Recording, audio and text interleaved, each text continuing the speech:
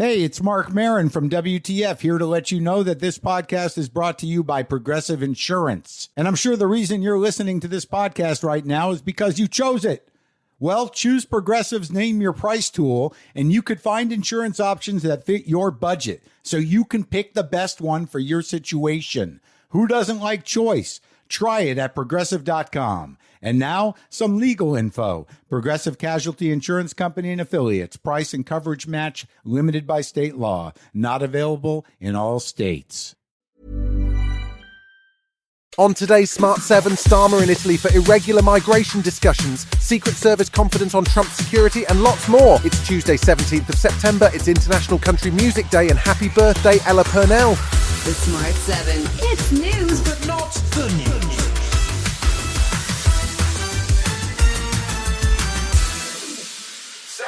Prime Minister Keir Starmer was on the road again on Monday, this time in Italy, to meet Italian PM Giorgia Meloni to discuss immigration and how Italy is dealing with its own crisis. Starmer travelled with newly appointed Border Security Commander Martin Hewitt, and they were particularly interested in how Italy is planning to make use of Albania to process migrants who are apprehended in Italian waters. What we discussed today is a common challenge, which is irregular migration, and in particular, law enforcement on the one side. How do you deal with this? But also the prevention piece. The potential Albanian deal has a significant difference, though, from the Tories' failed Rwanda processing scheme. They will permit successful applications processed in Albania to then travel on to Italy. Home Secretary Yvette Cooper says it's a priority for the UK to find better ways to deal with what the government is now calling irregular migration. We think there are other ways to develop a new fast-track system. It's something we've always been interested in, to make sure that those who have come from predominantly safe countries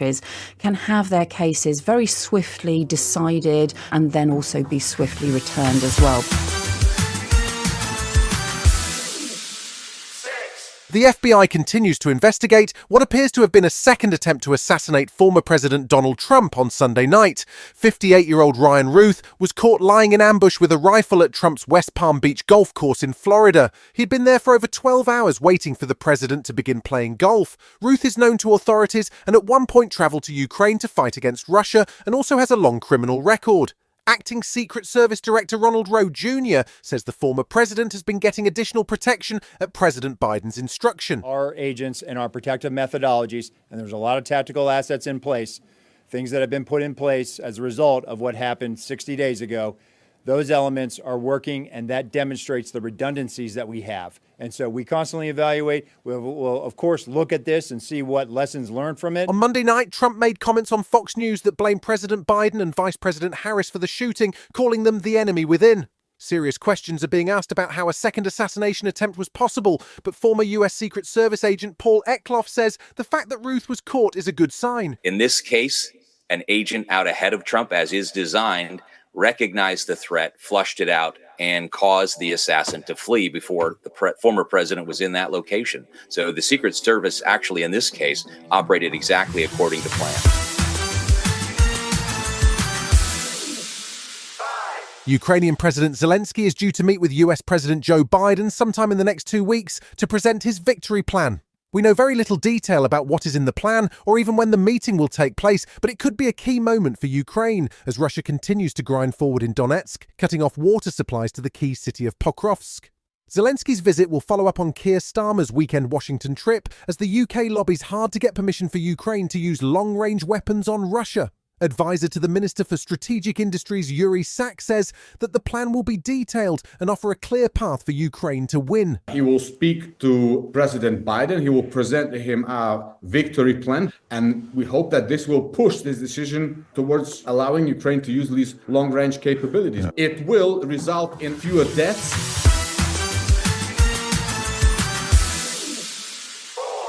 The Lib Dems are holding their annual conference in Brighton at the moment, and as is the way with the Lib Dems these days, they've been having fun along the way, with jet skis and Ed Davey doing a BBC interview on a roller coaster. The conference has a serious side too, with Deputy Leader Daisy Cooper opening up about her diagnosis of Crohn's disease and how close she came to death. She says that's one of the motivations for wanting to turn around the NHS and get it back on track. Leader Sir Ed Davey was also focused on electoral reform, campaigning for a change from the existing first past the post most to what they describe as a fairer system, such as proportional representation. We remain completely committed to getting rid of this appalling electoral system we have in our country. Just because we've had the best success we've ever had under it doesn't mean we're in favour of it. Our great party has been in favour of proportional representation for over 100 years, and we ain't going to change our minds now. Still to come on the Smart 7, Man City face the music and Damian Lewis has a terrible thirst. Right after this. Hey, I'm Ryan Reynolds. Recently, I asked Mint Mobile's legal team if big wireless companies are allowed to raise prices due to inflation. They said yes. And then when I asked if raising prices technically violates those onerous 2-year contracts, they said, "What the f*** are you talking about, you insane Hollywood ass?" So to recap, we're cutting the price of Mint Unlimited from $30 a month to just $15 a month. Give it a try at mintmobile.com/switch. $45 up front for 3 months plus taxes and fees. Promo rate for new customers for limited time. Unlimited more than 40 gigabytes per month. Slows full terms at mintmobile.com. Welcome back. Tuesday night sees the new Champions League format get underway with Liverpool and Aston Villa both in action. Meanwhile, Man City are facing a whole other kind of challenge as the hearing into the 115 FA charges against them began on Monday. City has a heavyweight legal team headed by Lord Panic KC, and they'll be appearing before an independent commission. The hearings are held in private and the details of the charges haven't been released, but it could take 2 months. Former Manchester City chairman David Bernstein says the outcome could be hugely significant for the club. This is really heavy stuff, and what saddens me greatly is that the club, which has come up from where it was to be probably the greatest performing club of all time, to have the possibility of that being tarnished by all this is really, really sad. Monday morning our time saw the Emmys deliver truckloads of awards to the great and good in the world of TV. While Shogun and The Bear picked up their fair share of awards, there was plenty of British success too. Baby Reindeer, Richard Gadd's story of an obsessive stalker in the world of comedy, landed 4 on the night, including a writing and acting award for him and for co-star Jessica Gunning. As a standalone series, that's a huge achievement, and despite the pending lawsuit from the woman who claims the story is based on her, Richard had some heartfelt words as he picked up one of the biggest awards in TV. I don't know much about this life, I don't know why we're here, none of that, but I do know that nothing lasts forever, and no matter how bad it gets, it always gets better. Yeah, so if you're struggling, keep going, and I promise you things will be okay. Thank you so much for this award.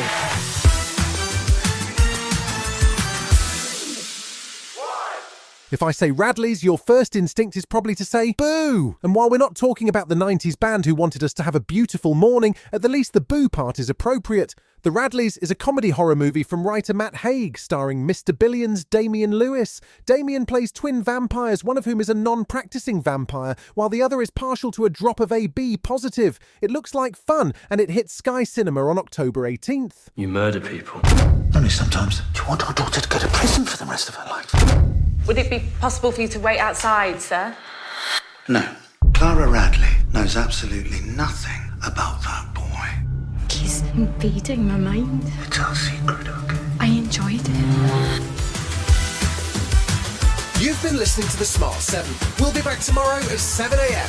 Hit that follow button and have a great day. Give us 7 minutes and we'll give you the world.